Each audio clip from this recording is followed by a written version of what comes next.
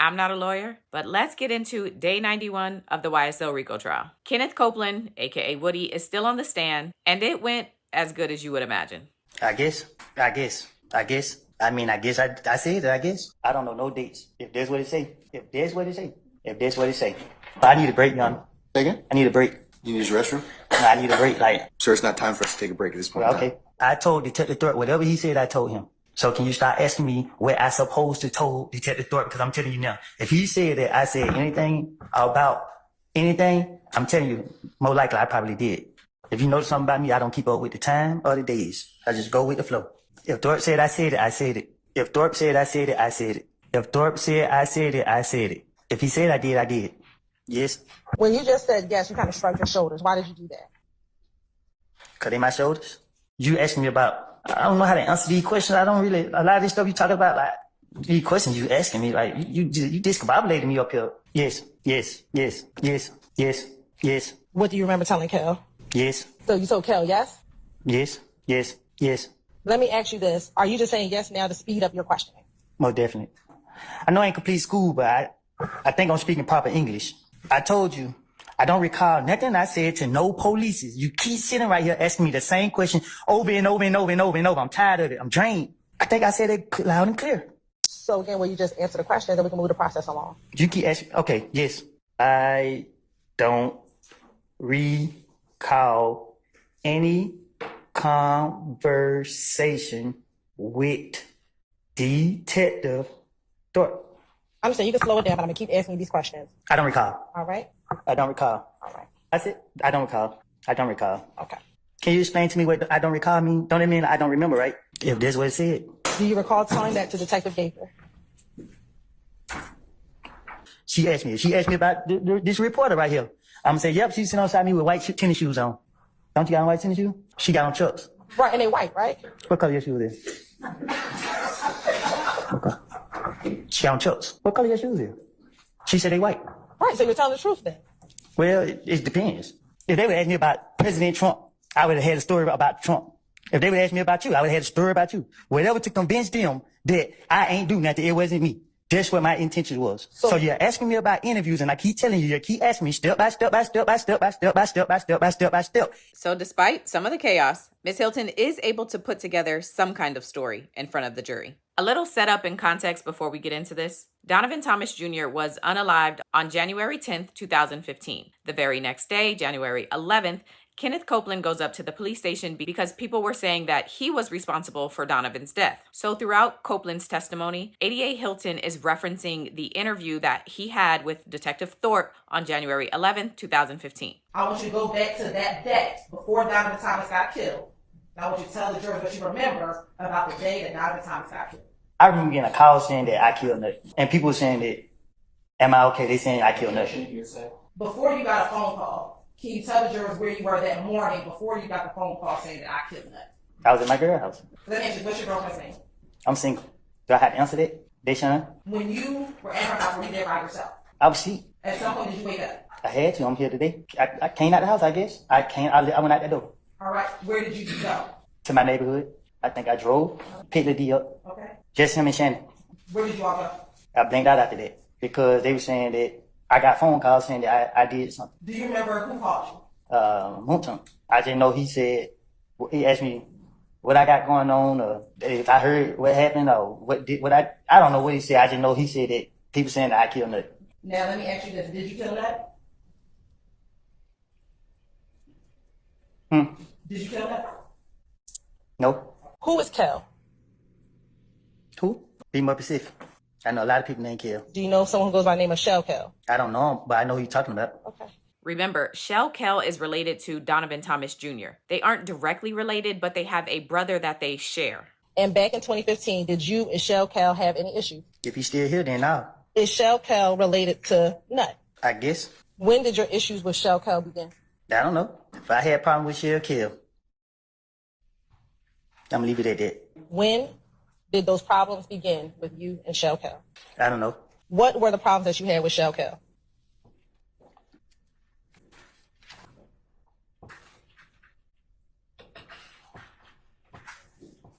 A misunderstanding. What was the misunderstanding?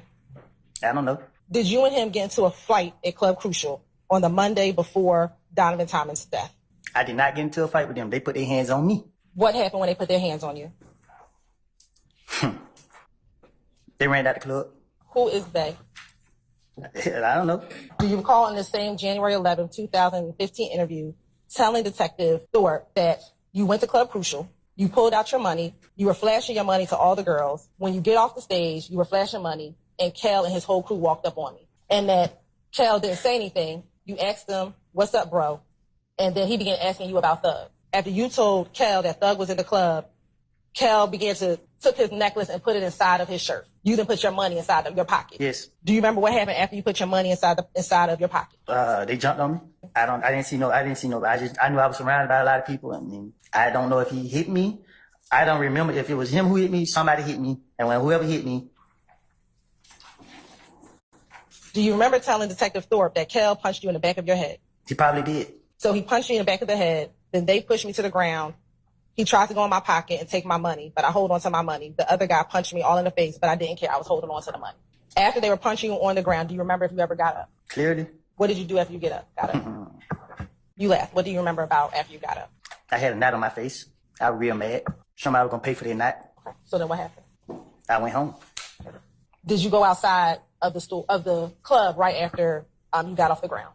I had to leave out the club. Okay. Do you recall telling Detective Thorpe in his January 11th interview that when you got out of the club, Bloody J was outside of the club? I guess. Do you recall telling Detective Thorpe when you got outside the club that two of your buddies went and beat up Bloody J? I guess. Okay. What two buddies beat up Bloody J? Tell me. Do you recall it being one of the individuals being Moonson?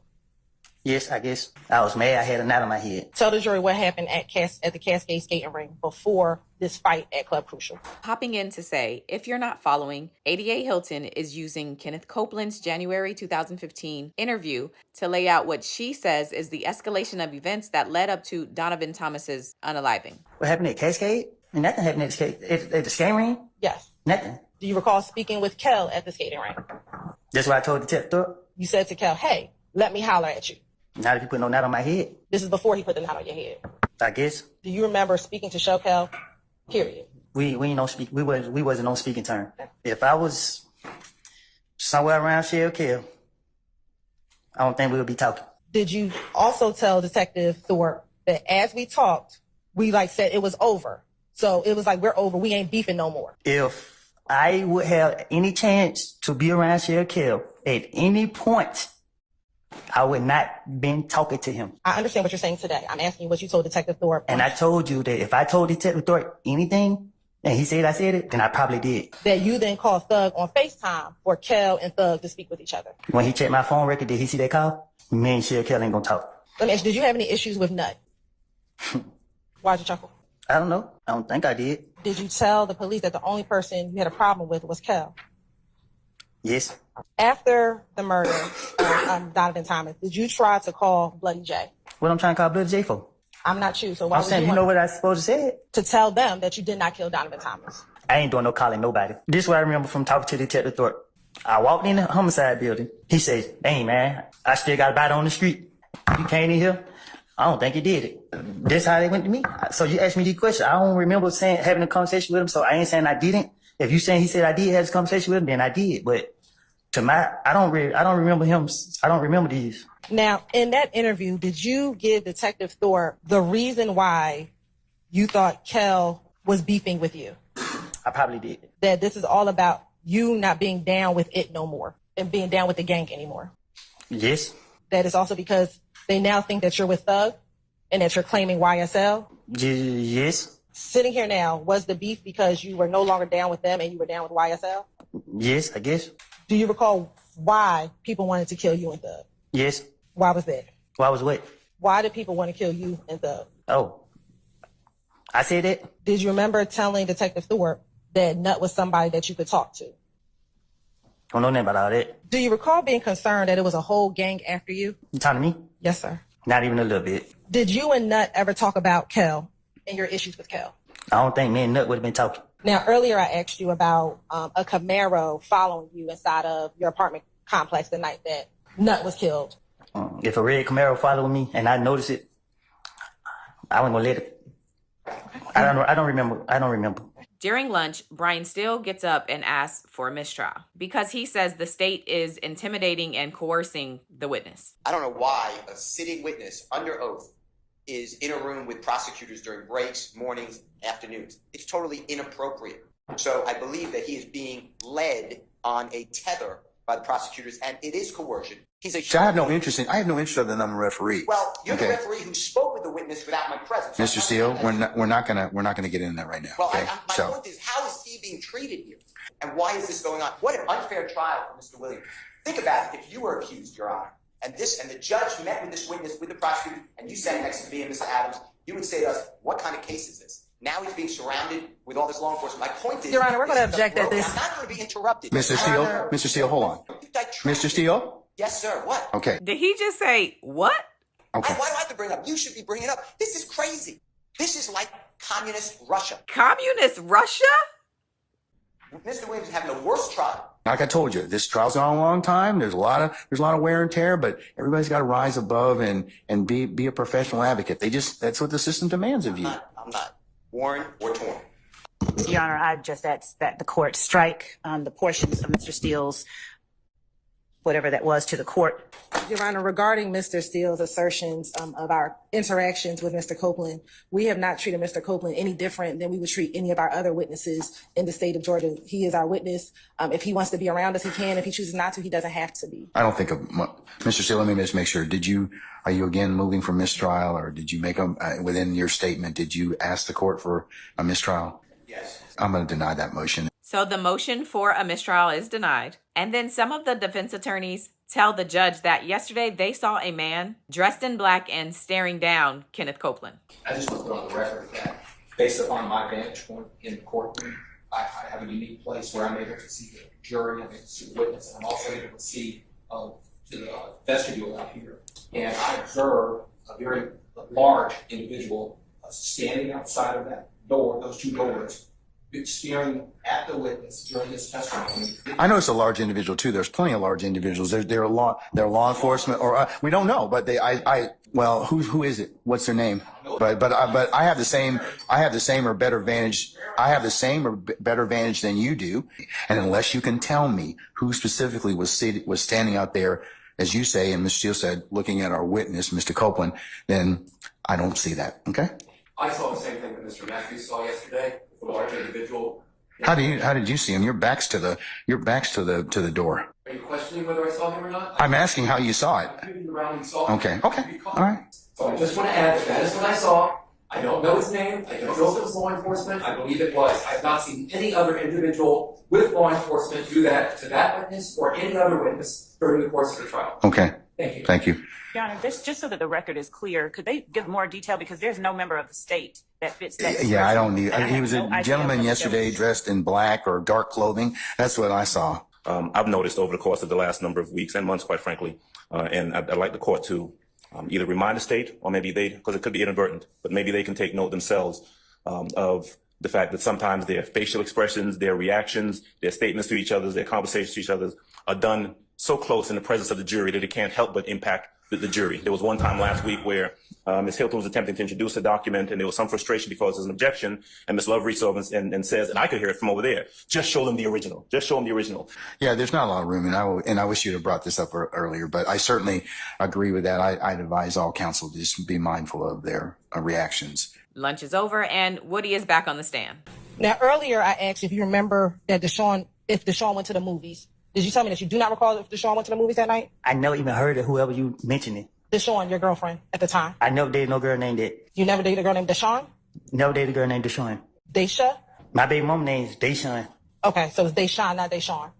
I think that's what I just said. Okay. Do you remember picking Deshaun up and her friends up from Greenbrier Mall? I do. She called me, told me that her mama's house been shut up, and I was pissed off. So I asked her to park the car, and I was coming to get her. Because if anybody would do anything to that car while she was in there, well, nobody gonna get no rest. In the weeks after Mr. Thomas was killed, did you stay in the Atlanta area? Still do. I went right back to Cobb home.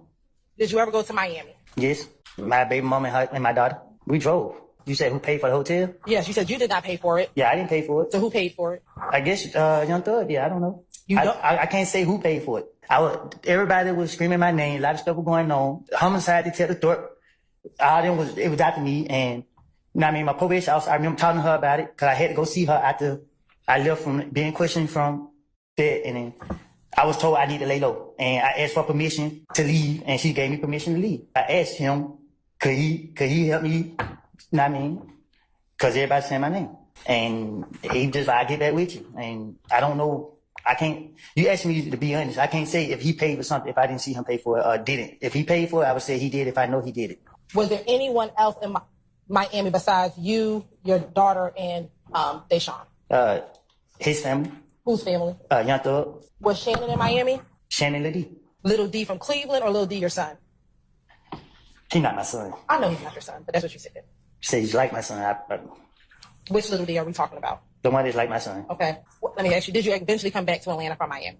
I most definitely did. Okay. And when you got back from Miami to Atlanta, did you get shot at on the highway? Yeah. I told my brother to report the car was damaged. Do you recall going into the Atlanta Police Department on January 28th, 2015 to talk about the shooting on the highway? I never been shot. Was your car and your vehicle shot at while driving on the highway?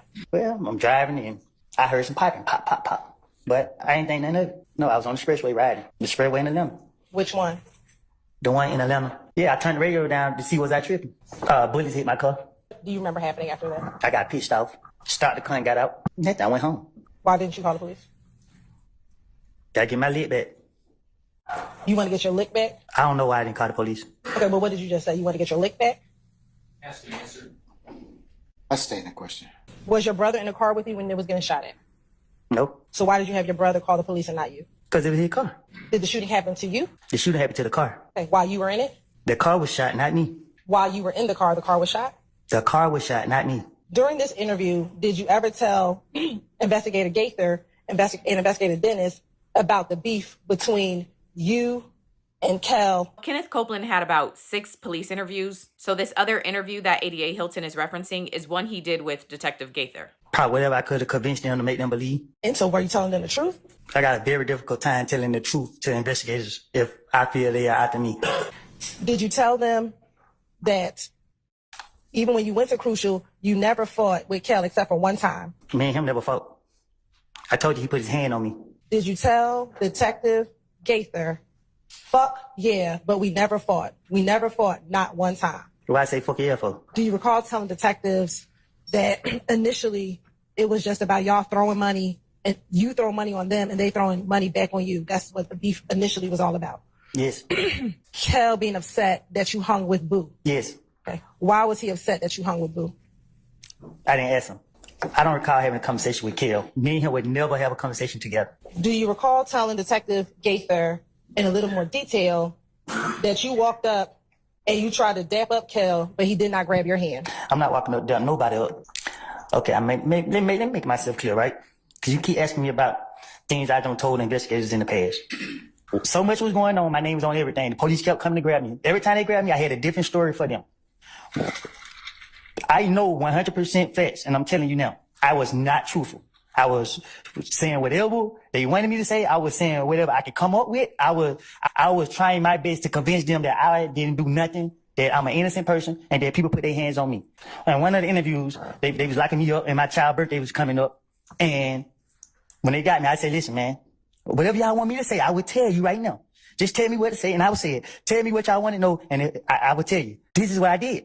When they got me on this day, and I was going to jail, I try to come up with something to tell them.